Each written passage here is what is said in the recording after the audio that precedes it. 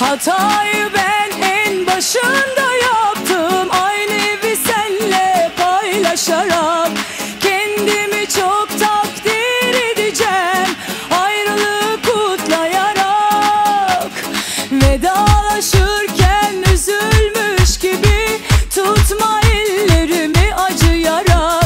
Kendine dev aynasında değil, boy aynasında bir bak.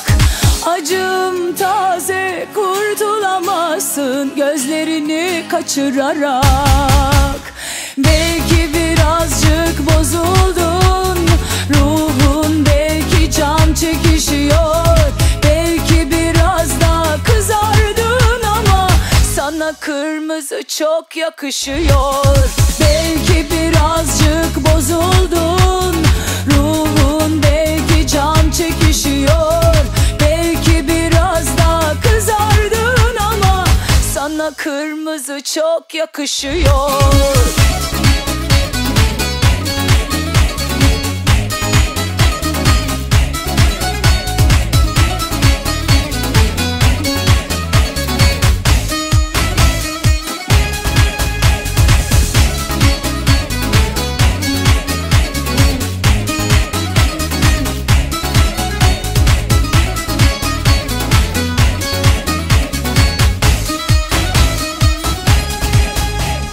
Hatayı ben en başında yaptım, aynı evi senle paylaşarak. Kendimi çok takdir edeceğim, ayrılığı kutlayarak. Vedalaşırken üzülmüş gibi tutma ellerimi acıyarak. Kendine dev aynasında değil, boy aynasında bir bak. Acım taze, kurtulamazsın gözlerini kaçırarak. Belki birazcık bozuldun, ruhun belki can çekişiyor. Belki biraz daha kızardın ama sana kırmızı çok yakışıyor. Belki birazcık bozuldun, ruhun belki can çekişiyor.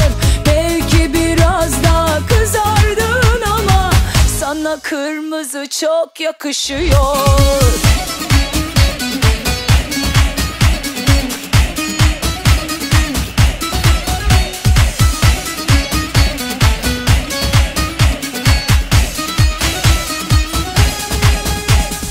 Belki birazcık bozuldun, ruhun belki can çekişiyor.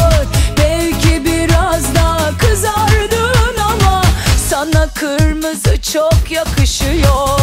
Belki birazcık bozuldun, ruhun belki can çekişiyor.